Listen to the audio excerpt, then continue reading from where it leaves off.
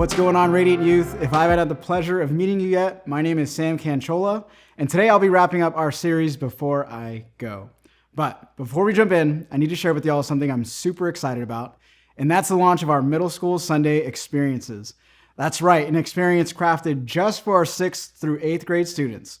Middle School Sunday starts this Sunday, April 16th, so be ready, get excited, and I'll see you there. Now, let's jump into our message with a question. How many times in the past week or the past month have you had to call someone out for being unfair? Like, okay, maybe the ref made a bad call at the game the other night, or maybe that overly competitive friend that cheated in a game, or this one might resonate the most, like when a sibling gets special treatment. This list can go on and on and on because when we see unfair things happen, it can bring up a lot of different feelings for people. So let's think for a minute. What are the top 2 feelings you experience when something unfair happens? Could it be anger, disappointment, sadness, frustration? It makes me think about when I was in high school, how my mom gave me a curfew that was way earlier than any of my other friends. Yep. Anybody else? It wasn't even that it wasn't a lot of time as much as it was embarrassing having to tell my friends that I have to leave early. Like, I remember it just didn't seem right. Like, my friends' parents, who, mind you, were what I thought were really good parents, were letting my friends stay out super late. It all just wasn't making sense, and it didn't seem fair at all. And unfortunately, we know that life doesn't always end up the way we think it's supposed to be. We see unfair things happen all the time. Like, for example, that student who sleeps through class all the time, but still somehow gets an A. Yet the person who studied for hours gets a C. Or even more serious things, like when we see, read, or hear about unfair things happening to the people around the world. When something feels unfair, it can bring up a lot of emotions, which is totally understandable. We want things to be made right. I mean, we ask, where's the justice in all of this? Now, with all of this in mind, today, we're going to look at a time when Jesus did the exact opposite. He did something that most people would be considered unfair. And for the last few weeks, we've been talking about the things Jesus said and did before he was crucified. But this week, we're going to talk about something Peter, one of Jesus' disciples, did to Jesus before the crucifixion. You see, it's important to know that Jesus had different types of friendships with all of his disciples. I mean, this makes sense, right? We do the same thing. We have some friends we sit with at lunch. We have some we see at events on the weekends. And some friends we hang out with at their house. Now, Peter was a friend you don't want to take to a party because he would be the one who would say something offensive or pick a fight. That was Peter. He was the type of friend who always seemed to say or do something without fully thinking it through. Some of you may have a friend like that, and some of you may be that friend.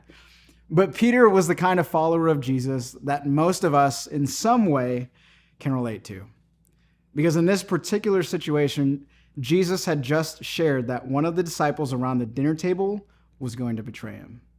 Now we know now that the betrayal came from Judas, who would lead Jesus to his death. And today, thousands of years later, the name Judas is commonly connected to the idea of betrayal. But Jesus knew that technically all of his friends would abandon him, and he told them that. And of course, Peter is the one who responds and speaks up without thinking it through. Check it out here in Matthew chapter 26. It says, Peter declared, "Even if everyone else deserts you, I will never desert you."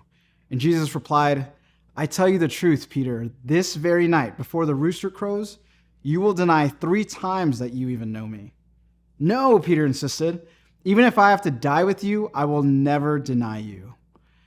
Now, at this point in their lives, the disciples had been learning from Jesus' teaching for years. And everything Jesus had ever said would happen, happened. But our friend Peter was fully convinced that he would never deny Jesus. In his mind, there was no way he would betray his teacher.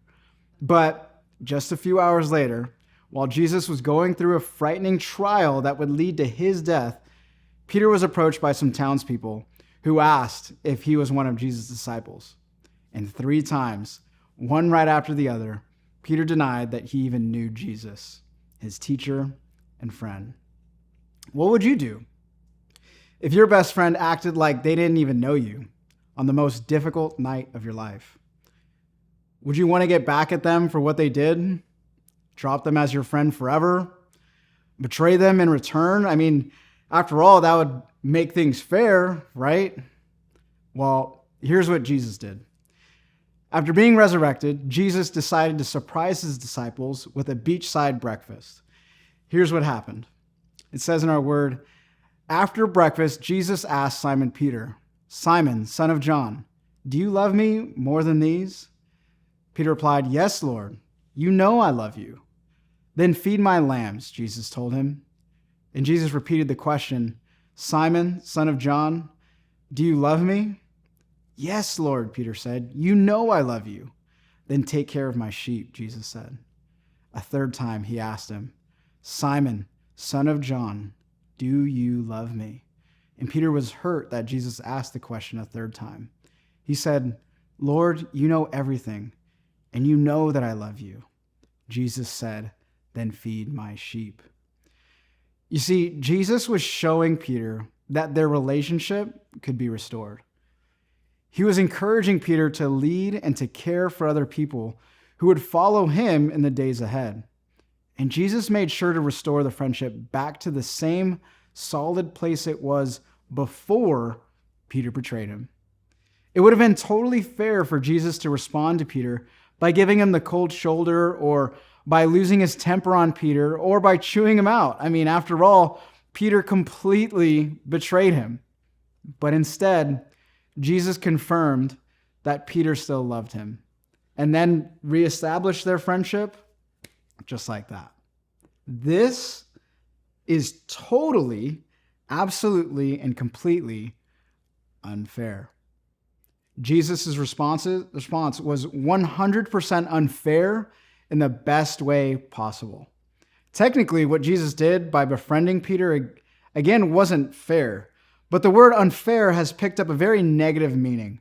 So another word to describe the way Jesus treated Peter is grace. Grace is being unfairly good to someone who doesn't deserve it. Said in another way, grace is getting something you know you don't deserve. And that was the situation between Jesus and Peter. Jesus was unfairly good to Peter on that beach after the resurrection. And it's an example of how God treats all of us as well. Because God's grace is unfairly good. Even though we're not perfect and we mess up daily, God is always willing to extend grace for the sake of the relationship we have with him. I mentioned earlier about how unfair situations can bring up many different feelings. When a person is treated unfairly in a negative way, it can create feelings of anger, frustration, hopelessness, fear, and at times, low self-esteem.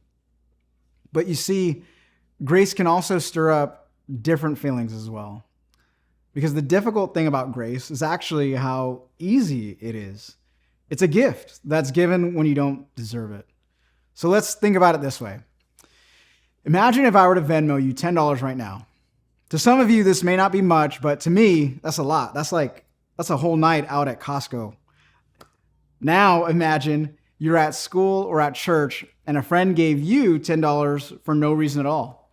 That'd be surprising and pretty awesome, right? Now, let's imagine if it was a friend whose feelings you had hurt the day before. You were a total jerk and you knew it.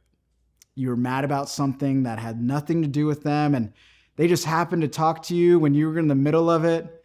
They had no clue that you were upset, and yet you took out your frustration on them. And you instantly knew you were wrong, and you felt bad, but didn't get the chance to apologize. So you plan on apologizing the next day, but as you walk up to them, they started speaking first. And you almost brace for impact at this point, right? But instead they say, "Hey, I know this is random, but let's grab lunch today. I just Venmo'd you $10. You want to get something to eat and talk?" Now, I know that this might be a cheesy example, but there's probably still something in your heart that feels it. The power of grace, that it means something. And it's difficult to know how to respond to it or even know how to receive a gift like that because you feel like you didn't deserve it. If anything, you deserve the opposite. So you feel kind of ashamed and embarrassed, and you'd rather them be mad than to give you a gift. So we ask, why do I feel like that? It's because it doesn't seem fair, and therefore it's hard to receive it. You see, God is ready and willing to treat us like God treated Peter. When you mess up, God's always willing to forgive you and show you grace. That's just who God is. The question is, are you ready to receive it? In fact, that's the first thing I want you to do in response to God's grace. First, I want you to accept it. Grace is a gift we don't deserve, an unfairly good gift. Don't reject the gift out of pride or as a way to punish yourself. Accept the opportunity to have a good relationship with God. And for some of you, it might feel difficult to accept, but I promise it's actually easy. Just accept God's grace and forgiveness. For some of you, it might feel like a huge relief, and that's a normal feeling too. Accept God's grace and forgiveness. It is meant for you. And when it comes to grace, being unfair is okay because God's grace is unfairly good. Here's the next thing I want you to do. Share it. 3 times, Jesus asked Peter if he loved him. By the 3rd time, Peter was hurt. Jesus said, "Feed my sheep." This wasn't literal. This was Jesus giving Peter an assignment to take care of all the people Jesus loves and cares for. It's the kind of assignment Jesus gives to everyone who has a relationship with him and chooses to follow him to feed his sheep. God gives us the same grace Peter was given, which means our job is also the same. When people don't deserve it, show them the same grace you were given. It's a gift that's meant to be shared. And when someone at school yells at you for something you did accidentally, show them grace when they don't deserve it. When a friend makes a mistake that upsets you, show them grace when they don't deserve it. And when you tell your sibling a secret and they share it with someone else, show them grace when they don't deserve it. Just imagine what would change when you think of and see God based on God's unfairly good grace. Imagine how your life would look. Imagine how different our world would look if we were more intentional about receiving and giving grace. Now, when you head to your small group, think about a fair response would be if you've disappointed someone or let them down. Then imagine what God's unfairly good response to you would be. The best part is you can be confident that God's grace is unfairly good. I love y'all. Can't wait to hear all the life change that comes out of these conversations.